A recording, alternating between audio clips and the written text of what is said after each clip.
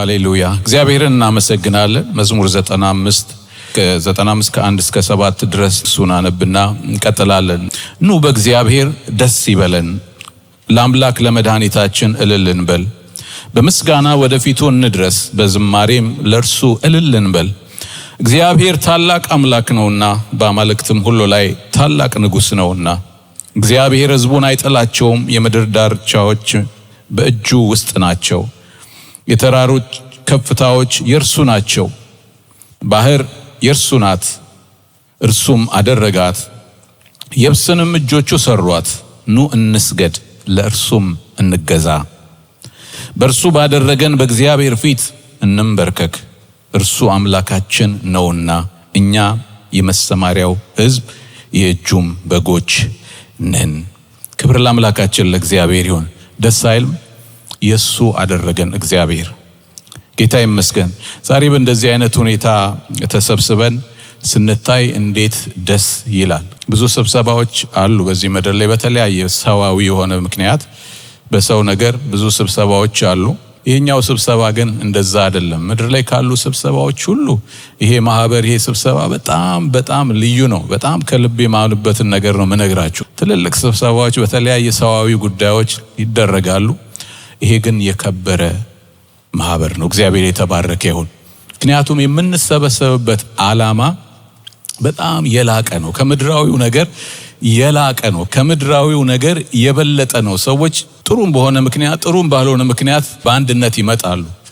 ዞር ዞር ብላችሁ ብታዩ የምታዩት የክርስቶስን አካል ነው። ክብር ለእግዚአብሔር ይሁን። በአንድ ዓላማ የተሰለፈን ሕዝብ እግዚአብሔር ይባረክ። ዛሬ ስለዛ ዓላማ እንድንነጋገር ነው ያሰብኩት። ያም አምልኮተ እግዚአብሔር፣ እግዚአብሔርን ሊያመልክ፣ እግዚአብሔርን ሊያደንቅ፣ እግዚአብሔርን ከፍ ሊያደርግ የተሰበሰበ ሕዝብ ክብር ይሁንለት። እግዚአብሔር የተባረከ ይሁን። አምልኮን ስናስብ ምንድነው መጀመሪያ ቶሎ ቀድሞ የሚመጣው በአእምሮአችን? ኢትስ ኦብቪየስ ሚውዚክ ይመጣል። እዚህ ጋር በየአርብ ወይንም ደግሞ እሁድ ላይ የምናደርገው ወርሺፕ ይመጣል። ጸሎት ይመጣብናል። እንዲሁ ተሰብስበን የምናደርገው ያ በማህበር የምናደርገው ነገር ይመጣብናል። ትክክል ነው። እግዚአብሔር ይመስገን። እነሱ የአምልኮ አካል ናቸው። ስለሰጠን መንፈስ፣ ስለሰጠን ዝማሬዎች ቅድም ስናመልክ ተሰተን በደስታ እያመለክን ነበር። እግዚአብሔርን ስሙን እየጠራን ድንቅ በሆኑ ዝማሬዎች እግዚአብሔር ይባርኳቸው በሏቸው ያገለግሉንን። አምልኮ ግን በአርብና በእሁድ ባለው ሰርቪስ ብቻ የተወሰነ አይደለም። ከዛ ያለፈ ከዛ የላቀ ነገር ነው። ከዚህ ቤት አጥር ወይንም ከአራቱ ኮርነሮች ይሄ እንኳን ሰርክል ነው። ከዚህ ቤት ስንወጣ እዚህ ጋር ጥለነው የምንሄደው ነገር ሳይሆን ተከትሎን የሚሄድ የየዕለት ተዕለት ኑሯችንን ሁሉ የያዘ ነገር ነው። ሰርጾ ወደ ውስጣችን የገባ መላውን እኛነታችንን፣ ሕይወታችንን፣ ኑሯችንን ጌታን ያገኛችሁበትን ቀን አስቡ። ከዛን ቀን ጀምሮ የገባችሁበት ኮሚትመንት ነው። ክብር ለእግዚአብሔር ይሁን። ምን ለማድረግ? እግዚአብሔርን ለማምለክ፣ እግዚአብሔርን ለማገልገል፣ ፊታችሁን ከጨለማ ወደ ብርሃን የመለሳችሁበት ቀን። ድሮ የሚገዛን ሌላ ነበረ። ለሱ ልንገዛ እጅ ከሰጠንበት ጊዜ አንስቶ የገባነው አምልኮ ውስጥ ማንን ልናመልክ? ሰማይና ምድርን የሰራውን እግዚአብሔርን ልናመልክ፣ ለሱ ልንገዛ፣ ለሱ ልንታዘዝ፣ የሱ ብቻ ልንሆን እጅ ከሰጠን በኋላ ከዛን ጊዜ ጀምሮ we are worshiping God። ሕዝቤን ያመልክና ያገለግለኝ ዘንድ ሕዝቤ ምን አድርጋለ? ሙሴን ሲለከው ለፈርዖን ሕዝቤን ምን አድርግ? ያመልከኝ ዘንድ ያገለግለኝ ዘንድ ሕዝቤን ምን አድርግ? ልቀቅ። ሰው የተጠራበት የመጀመሪያው ዓላማ፣ ዋናው ዓላማ እግዚአብሔርን ሊያመልክ፣ እግዚአብሔርን ሊያገለግል ነው። ዛሬ 3 የአምልኮ ገጽታዎችን አብረን እንድናይ እና የተሻለ አንደርስታንዲንግ የተሻለ ዕውቀት ጨብጠን እንድንወጣ በሐሳቤ አለ። እግዚአብሔር ይረዳናል። ከዚህ ስንሄድ ከዚህ ስንወጣ እነዚህን ነገሮች ሁልጊዜ እንዳንረሳቸው፣ አምልኮውን ስናስብ ሰመራይዝድ የሆነ ሐሳብ ኖሮን የተሻለ አንደርስታንዲንግ። መቼም በእግዚአብሔር ቤት ዕውቀት ውስጥ ሁሉን እናውቃለን ማለት አይቻልም። ወይንም ደግሞ በቃ ይሄ ነገር ይሄ ነው ከዚህ በኋላ ሌላ ነገር የለውም አይባልም። ምክንያቱም መንፈሳዊ ነገር ጥልቅ ነው። ግን የተሻለ አንደርስታንዲንግ እንዲኖረን ያስችለናል ብዬ አስባለሁ።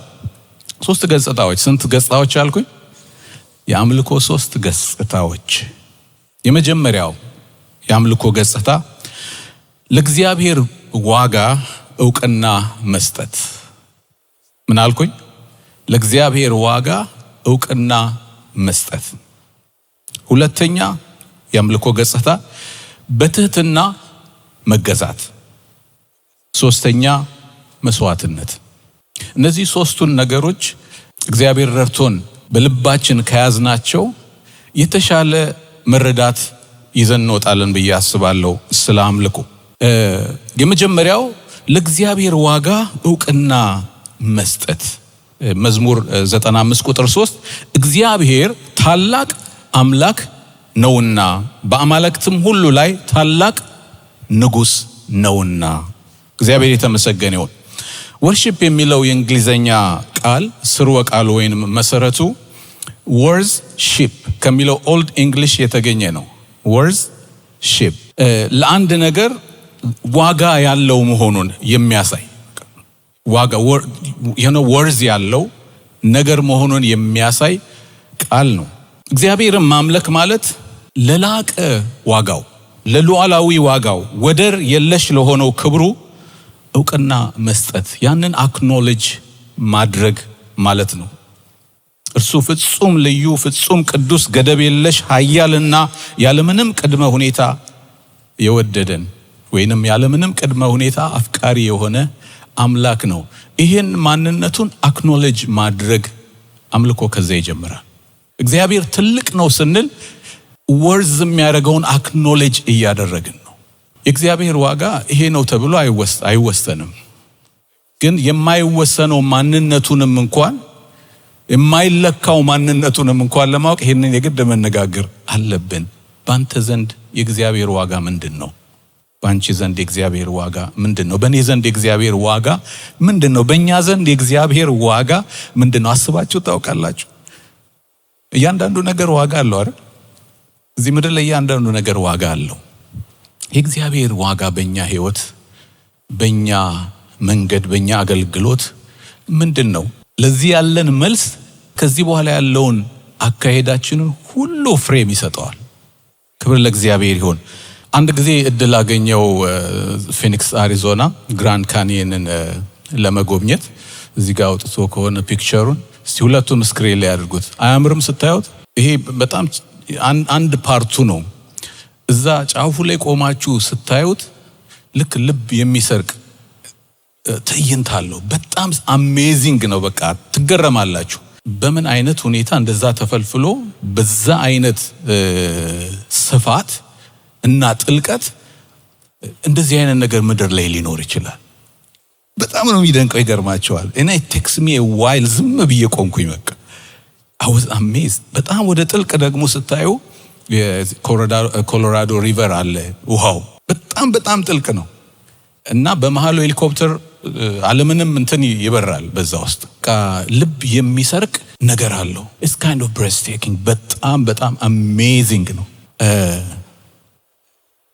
ይሄ ፍጡር ነው፣ የተፈጠረ ነገር። ይሄ የተፈጠረ ነገር ነው። ሰሪ ያለው ያበጀው አለ። ክብር ለአምላካችን ለእግዚአብሔር ይሁን። የእግዚአብሔርን ዋጋ እንደው ለመገመት ይህንን በኢንፊኒቲ አባዙት። ይሄ ልባችንን የሚሰርቅ ከሆነ፣ ይሄ ሐሳባችንን ጨምድዶ የሚይዝ ከሆነ፣ ልቦናችንን ዋው ብሎ የሚያስገርመን ከሆነ እግዚአብሔርማ እንዴት! እግዚአብሔር ትልቅ አምላክ ነው። እግዚአብሔር ኃያል አምላክ ነው። ክብር ለእግዚአብሔር ይሁን። ከዋክብትን በጠፈር ላይ በተናቸው። የሰው ልጅ ሄዶ የማይጨርሰው ሄዶ ብቻ አይደለም አስቦ የማይጨርሰው ርቀት አለው። ክብር ለእግዚአብሔር ይሁን። እግዚአብሔር እንዴት ታላቅ ነው! አምልኮ ማለት ይህንን የእግዚአብሔርን ታላቅነት አክኖሌጅ ማድረግ ማለት ነው።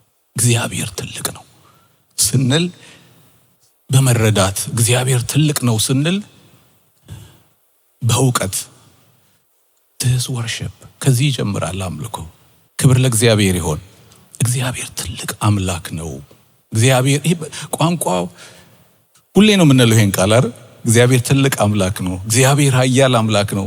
በጣም ስለለመድ ነው እንደ ነገሩ ነው የምናልፈው። ግን እስቲ ቆም ብለን እናስብ። እግዚአብሔር በእውነት ከሐሳቢያችን በላይ ከአእምሮአችን በላይ ታላቅ የሆነ አምላክ ነው። የእግዚአብሔርን ዋጋ ወይም የእግዚአብሔርን ወርዝ በትክክል ስንገነዘብ ወርሺፕ እዛ ጋር ይጀምራል። ጌታ ይባረክ። ይህንን ካልተረዳን ግን ገና አምልኮ አልጀመርንም።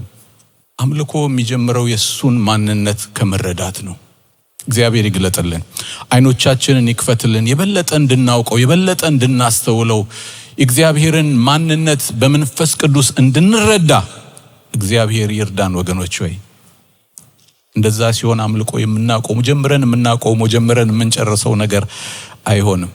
ሁልጊዜ አምላኪዎች እንሆናለን። በአካሄዳችን አምላኪዎች እንሆናለን። በኑሯችን አምላኪዎች እንሆናለን። ምክንያቱም ኦልዌይስ እግዚአብሔርን ታላቅነት አክኖሌጅ እያደረግን የምንኖር ከሆነ በፍርሃት እንኖራለን፣ በመገዛት እንኖራለን፣ እግዚአብሔርን በመውደድ እንኖራለን። እዛ ራእይ ምዕራፍ 4 ላይ ያሉት እንስሶቹ ቅዱስ ቅዱስ ቅዱስ የነበረውና ያለው የሚመጣውም ሁሉንም የሚገዛ ጌታ አምላክ እያሉ ቀንና ሌሊት አያርፉም ይላል። ያለማቋረጥ ቀንና ሌሊት ምን ያደርጉም? አያርፉም።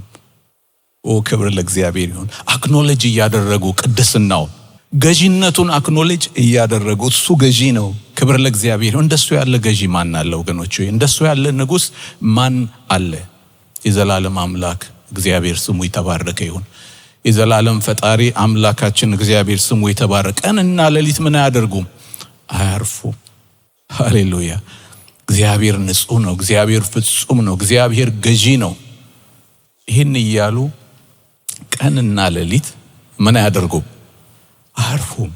ኑሯቸውና ስራቸው ይሄ ነው ማለት ነው። ቀንና ሌሊት ምን አያደርጉም? አያርፉም። they are dedicated to do this. can you imagine? በቃ ለዚህ ብቻ ነው ያሉት። አንድ ቀን ጆይን እናደርጋቸዋለን፣ ልናመልከው፣ ሳናቋርጥ ልንዘምርለት። ክብር ለእግዚአብሔር ይሁን። ሳናቋርጥ እግዚአብሔር ትልቅ ነው ልንል፣ እግዚአብሔር ቅዱስ ነው ልንል አብረናቸው። ጌታ የተባረከ ይሁን በበጉ ፊት። ሃሌሉያ። ክብር ለእግዚአብሔር ይሁን። እግዚአብሔር ለሰው ልጅ ያለው አልቲሜት ዓላማ ወይንም የሰው ልጅ የመጨረሻ ምንድነው? በቃ ሰው ሄዶ ከዳነ በኋላ እግዚአብሔርን በቃ በመንግስተ ሰማይ ከገባው ምንድነው የሰው ልጅ የመጨረሻ ግቡና አልቲሜትሊ ምንድነው የሚሆነው ሰው ብላችሁ ብትጠይቁ ወገኖች ሆይ አንድ ነገር ነው የሚሆነው፣ እግዚአብሔርን ማምለክና በእግዚአብሔር መደሰት። ክብር ለእግዚአብሔር ይሁን። ከዛ ውጪ የሆነ ነገር የለም። እዛ ሄደን የምንቆፍረው ነገር የለንም ወገኖች። እርሻ የለም፣ እዛ ላብ የለም፣ ምንም ነገር የለም። ነገር ግን ታይቶ የማይጠገበውን የእግዚአብሔርን ማንነት ቅዱስ ቅዱስ ቅዱስ እያሉ ቀንና ሌሊት አያርፉም ማለት እግዚአብሔር ምንድነው? ሁልጊዜ አዲስ ነው። ክብር ለእግዚአብሔር ይሁን። እግዚአብሔር ሁልጊዜ አዲስ ነው። ያንን ክብሩን ያያሉ። ቅዱስ ቅዱስ ብለው ያመልኩታል። we will join them። ክብር ለእግዚአብሔር ይሁን። ክብር ለእግዚአብሔር ይሁን። የዛን ጊዜ የሚደክም ማንነት የለንም። የዛን ጊዜ የሚሰለች ማንነት የለንም። ምክንያቱም የተለወጠ ማንነት ስለሚኖረን አብረናቸው ቀንና ሌሊት ሳናርፍ ቅዱሱን አምላክ የዘላለምን ጌታ እግዚአብሔርን ምን እናደርገዋለን? እናመልከዋለን። ለዚህ ነው የተጠራ ነው ወገኖቼ። ultimately to worship him, to enjoy in him። ክብር ለእግዚአብሔር ይሁን። በእግዚአብሔር ደስ ይለን ዘንድ እግዚአብሔርን እናመልከው ዘንድ ተጠርተናል። ስለዚህ ሁልጊዜ ታላቅነቱን ክብሩን አክኖሌጅ ስናደርግ እግዚአብሔርን እያመለክ ነው መሆኑን አትርሱ። ክብር ለእግዚአብሔር ይሁን። ሁለተኛው ያልነው ነገር በትህትና በመገዛት እግዚአብሔርን እናመልከዋለን። እስካሁን ድረስ እግዚአብሔርን ታላቅነት አክኖሌጅ ማድረግ ነው ያልነው። ከዚህ ጋር ተያይዞ ያለ ነገር ነው መገዛትና በትህትና ለእግዚአብሔር መገዛት። you don't have choice። እግዚአብሔርን ይህን ያህል ከገባን የእግዚአብሔር ማንነት የእግዚአብሔር ታላቅነት ዋጋውን በዚህ ማግኒቲዩድ ከተረዳን ናቹራል የሚመጣው ነገር መገዛት ነው። ክብር ለእግዚአብሔር ይሁን። it is just simply natural outcome ለእግዚአብሔር መታዘዝና መገዛት ነው የሚሆነው። እንዴት ሰው ያንን ታላቅነቱን ተረድቶ አለመገዛትና አለመታዘዝ ይችላል? አይችልም። ስለዚህ it's just natural outcome ነው። ምስጋና ሁሉ ይገባዋል እግዚአብሔር አይደል? ክብር ሁሉ ይገባዋል። ይሄ ሁሉ ጊዜ ዝማሬያችን ነው። ከዚህ ጋር አብረን መገዛት ሁሉ ደግሞ ምን ያደርገዋል? ይገባዋል። በትህትና ለሱ መታዘዝ ደግሞ ምን ያደርገዋል? ይገባዋል። እንደዚህ ሲሆን አምልኳችን ምን እየሆነ ይሄዳል? ሙሉ እየሆነ ይሄዳል ማለት ነው። መታዘዝ እና በትህትና መታዘዝ እና መገዛት የሌለበት አምልኮ መረዳት የጎደለው ነው። እግዚአብሔርን ካወቅ ነው፣ እግዚአብሔር ትልቅ ነው ካልን ታላቅነቱ ከገባንና ይሄንን አክኖሌጅ ካደረግን አለመታዘዝና አለመገዛት አንችልም። ሕይወታችን ኑሯችን ለእግዚአብሔር የሚገዛ ይሆናል። እግዚአብሔርን ማምለክ ማለት ራሳችንን በፊቱ ማዋረድ፣ ስልጣኑን አክብረን መቀበል እና በፍቃደኝነት ሕይወታችንን ከእርሱ ፍቃድ ጋር ማስማማት ማለት ነው። በፍቃዱ መሄድ ማለት ነው አምልኮ ማለት። በእግዚአብሔር ሐሳብ መሄድ ማለት ነው አምልኮ። እንደዛ ነው ወገኖች። እግዚአብሔር ለሱ በሚገዙና በሚታዘዙ ደስ ይሰኛል። እግዚአብሔር ገዢ ከሆነ፣ እግዚአብሔር ንጉሥ ከሆነ ለእግዚአብሔር ልንገዛ ተጠርተናል። መገዛታችን ለእግዚአብሔር ያለን አምልኮታችን ነው። አንድ የተዋጣለት የጥበብ ሰው አስቡ። ይሄ ቅርጽ የሚሰራን ሰው አስቡ። በደንብ አድርጎ ቅርጹን የሚያበጅ ሰው አንዳንድ ጊዜ ወራት ወይንም ደግሞ ዓመታት ሊፈጅበት ይችላል። ይሄ ትልልቅ ስካልፕቸር የሚሰሩ በሚያስደንቅ ሁኔታ እንዴት አድርገው እንደሚሰሩ በተለይ ኦልድ ታይም በሬኔሳንስ ታይም ላይ የተሰሩ ስካልፕቸሮችን ስታዩ በጣም የሚደንቁ ናቸው። እንደሱ ነገሮች እንደዚህ ዝም ብለው በአንድ ማታ የሚሰሩ ነገሮች አይደሉም። it takes them a while።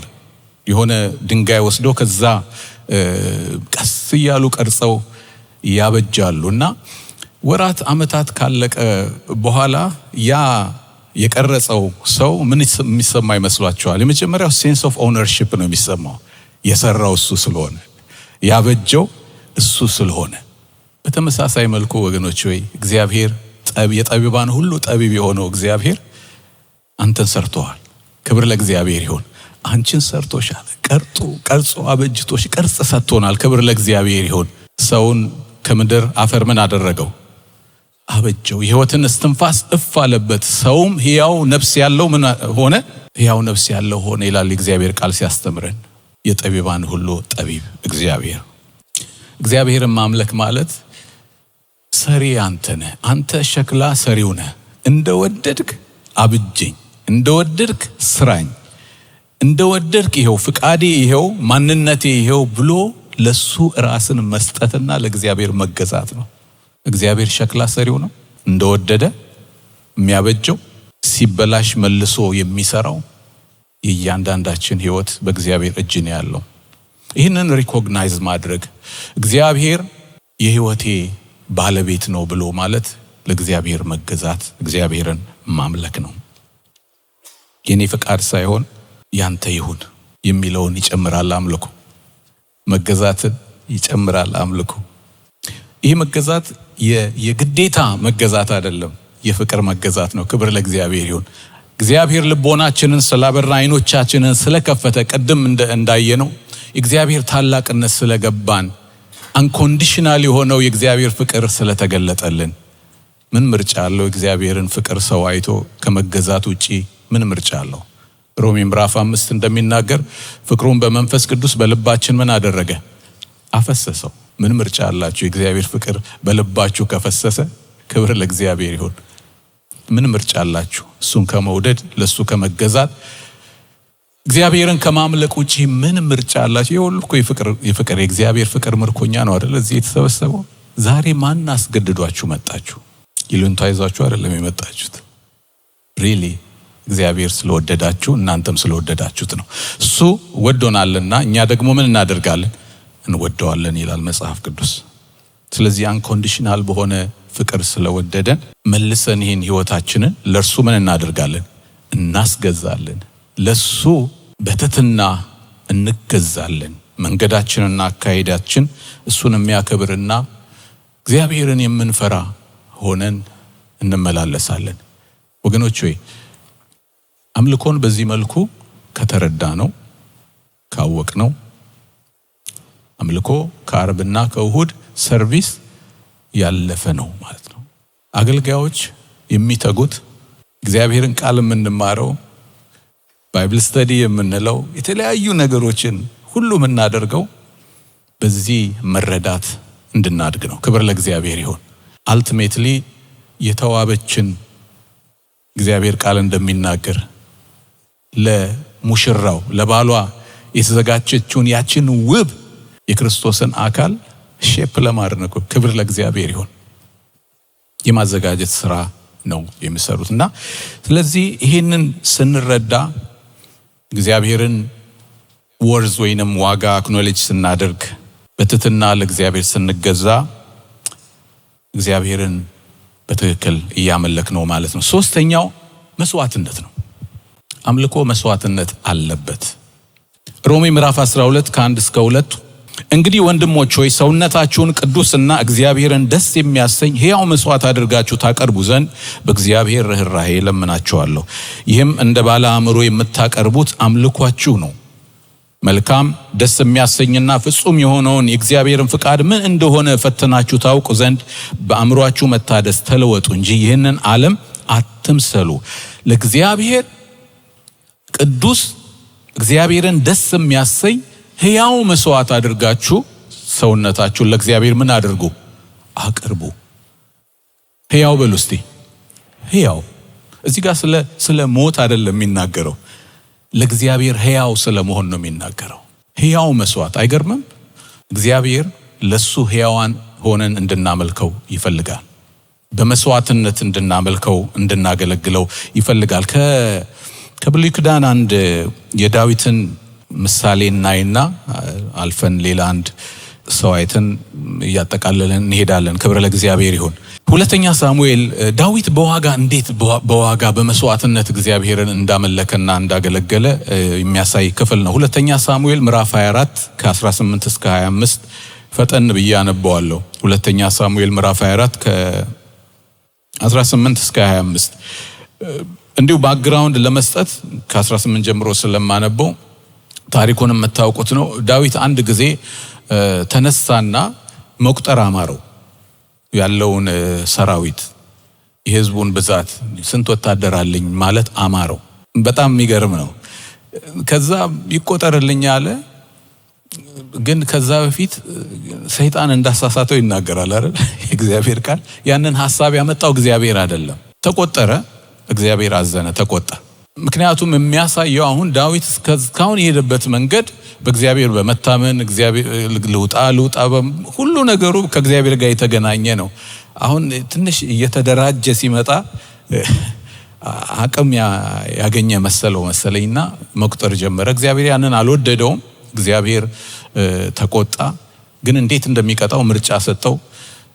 ምርጫ ሲሰጠው በእግዚአብሔር እጅ መውደቅ ይሻለኛል አለ። ከዛ ቁጣና መቅሰፍት በእስራኤል ላይ እንደመጣ እዚህ ክፍል ላይ እናገኛለን። ሆል ምዕራፉን ስናነበው በኋላ ግን ያው ጭንቅ ነው ታውቃላችሁና ወደ 70,000 ህዝብ ነው አንድ ጊዜ መልአኩ መጥቶ የጨረሰው። ከዛ በኋላ ዳዊት ወደ ልመና ገባ። በቃ ወደ ጭንቀት ገባ።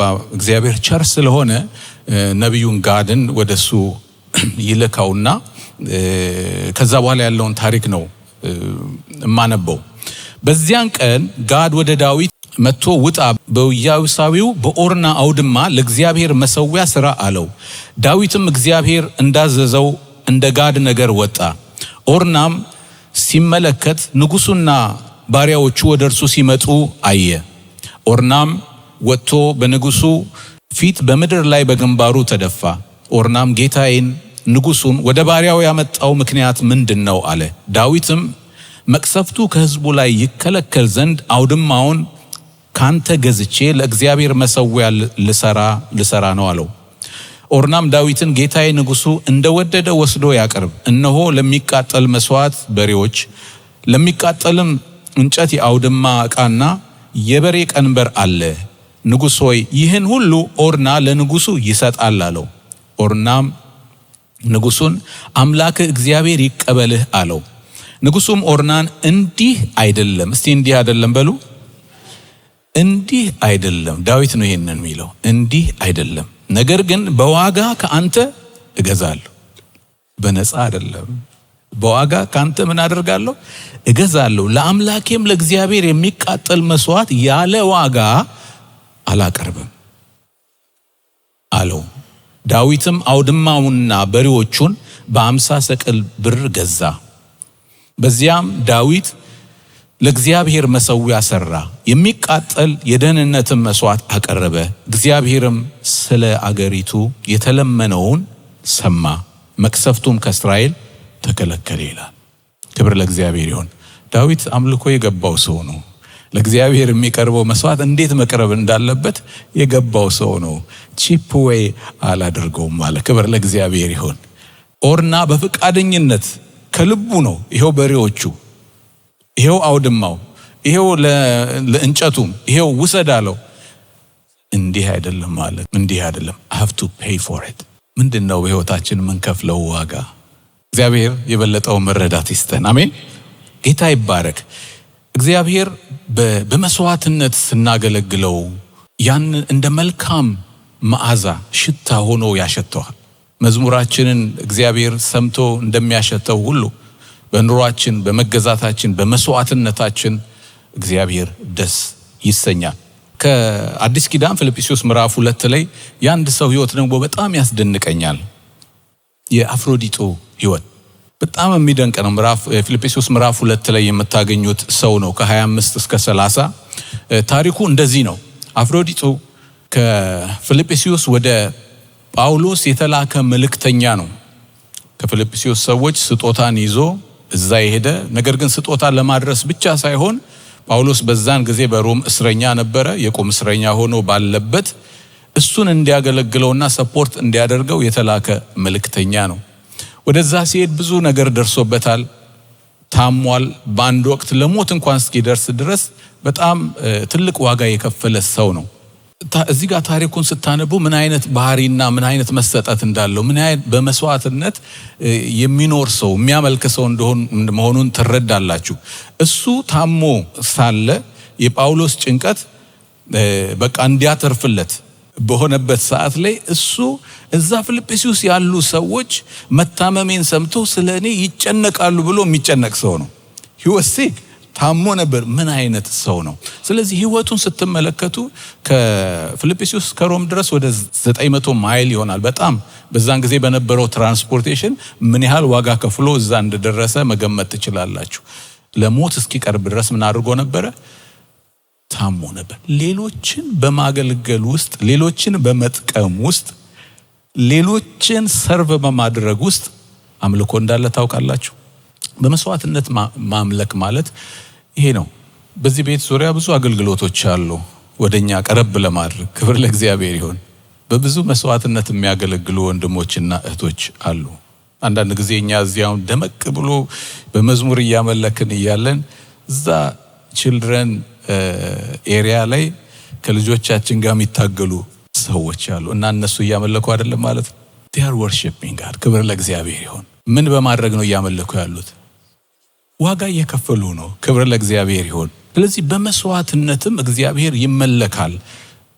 እዛ ስለሆኑ እያመለኩ አይደለም ማለት አይደለም። ወይም ደግሞ በር ላይ ስትገቡ በፈገግታ የሚቀበሏችሁ፣ አቴንሽናቸውን፣ ሐሳባቸውን እናንተን ለማስተናገድ ብለው የሚያገለግሏችሁን አሸር ስታዩ ይህንን አስቡ። ዋጋ እየከፈሉ እግዚአብሔርን እያመለኩ መሆኑን አስቡ። እንዲሁ በተለያየ ቦታ ላይ በዚህ ቤት ዙሪያ ሰዎች ሲያገለግሉ ብታዩአቸው እግዚአብሔርን እያመለኩ መሆኑ ይግባችሁ። በምን? በመስዋዕትነት ዋጋም በመክፈል። ጌታ የተመሰገነ ይሁን። በማጠቃለያ ከዚህ ስንወጣ ይህን እናስታውስ። አምልኮ አክቲቪቲ አይደለም። አክቲቪቲ ያለው ግን አክቲቪቲ አይደለም። አምልኮ ኑሮ ነው፣ ህይወት ነው። 1 2 3 ብለን እንደተማርነው ህይወት ነው። ሁሉ ውዳሴና አምልኮ የተገባውን ታላቅ አምላክ ማን እንደሆነ ለዋጋው ዕውቅና መስጠት ነው። ለእርሱ በትሕትና መገዛት ነው። እንዲሁም ሕያው መስዋዕት መሆን ነው። አምልኳችን ከነዚህ ግድግዳዎች ባለፈ በስራ ቦታ እንዴት እንደምንመላለስ፣ ልጆቻችንን እንዴት እንደምናሳድግ፣ ጎረቤቶቻችንን እንዴት እንደምንይዝ፣ ገንዘባችንን እንዴት እንደምናስተዳድር፣ ስጦታዎቻችንን፣ ታለንቶቻችንን ለሌሎች ጥቅም እንዴት እንደምናውላቸው ይህን ሁሉ ይጨምራል። የእግዚአብሔርን ባህሪ የሚያንጸባርቅ ህይወት ስንኖር እርሱን በሙሉ ማንነታችን ስናገለግለው ይህ ጥልቅ አምልኳችን ነው። ጥልቅ አምልኮ ዲፕ ወርሺፕ ወገኖች፣ ወይ ዲፕ ወርሺፕ ኑሮ ነው። ቫይቡ አይደለም። ጌታ የተባረከ ይሁን። ድባቡ አይደለም። እዚህ ስንገባ that's a part of our worship። ግን ጥልቅ አምልኮ ኑሮ ነው። እንጸልይ።